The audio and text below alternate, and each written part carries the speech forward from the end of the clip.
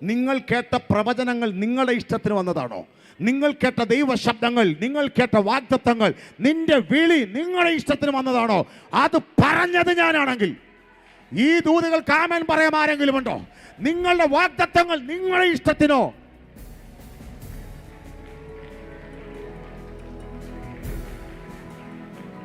കുട്ടികൾ ജനിക്കുകയോ ഗുണമോ ദോഷമോ പ്രവർത്തിക്കുന്നതിന് മുമ്പ് ഞാൻ പറഞ്ഞു, ഞാൻ മൂത്തവനെ തള്ളി ഇളയവനെ തെരഞ്ഞെടുത്തു.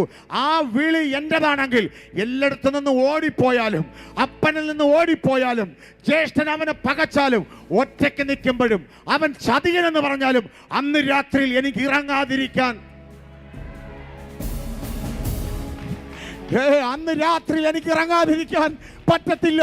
വിളി എന്റേതായതുകൊണ്ട്, തിരഞ്ഞെടുപ്പ് എന്റേതായതുകൊണ്ട്. എവിടെയൊക്കെയോ നാം തകർന്നു പോകേണ്ടത്. ദൈവം പറയുന്നു, വിളി എന്റേതായതുകൊണ്ട്, തിരഞ്ഞെടുപ്പ് എന്റേതായതുകൊണ്ട്, ഞാൻ കണ്ടതുകൊണ്ട്. തുറക്കത്തിലെന്ന് പറഞ്ഞാലും ഞാൻ തുറക്കും.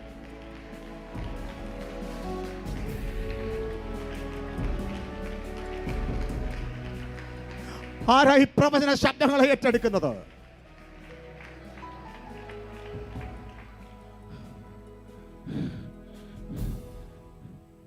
പറ.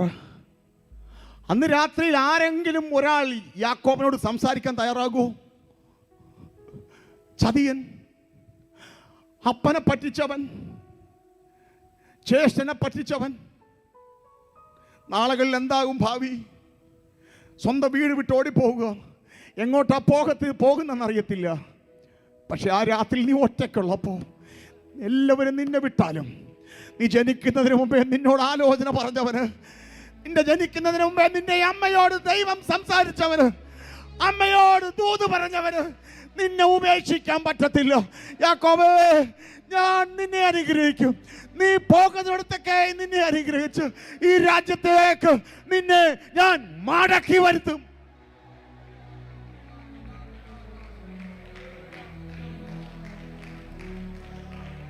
എവിടെയോ ദേശം ചതിച്ചെന്ന് പറഞ്ഞ് പേരുദോഷം കേൾക്കുന്ന, ഇനി സാധ്യതയില്ലെന്ന് പറയുന്ന ആരൊക്കെയോ ഓൺലൈനിൽ കൂടി ഇവിടെ എന്നെ കേൾക്കുന്നു.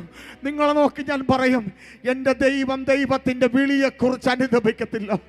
അവൻ അനുദപിക്കത്തില്ല. അവന് സാഹചര്യങ്ങളെ തിരിക്കാൻ ഒരൊറ്റ രാത്രി മതി, ഒരു സെക്കൻഡ് മതി.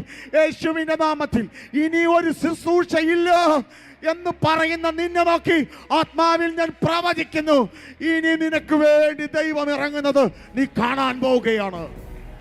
കർത്താവിൻ്റെ ആത്മാവിനോട് പറയുന്നു, ഇനി ശുശ്രൂഷ ചെയ്യത്തില്ല എന്ന് പറഞ്ഞ്, ഇനി ഒരു മിനിസ്ട്രി എനിക്ക് അസാധ്യമെന്ന് പറഞ്ഞ് ആരോ ഇന്ന് പകലിൽ എന്നെ കേൾക്കുന്നുണ്ട്. കർത്താവ് പറയുന്നു, ഇല്ല, ഞാൻ നിന്നെ വിളിച്ചെങ്കിൽ നിന്നെ ഞാൻ പുറത്തു കൊണ്ടുവരും. നിനക്ക് ദേശം ചതിയനെന്ന് പേരിട്ട് വിളിച്ചെങ്കിൽ നിന്നെ ഇസ്രായേൽ എന്ന് ഞാൻ മാറ്റി വിളിക്കും.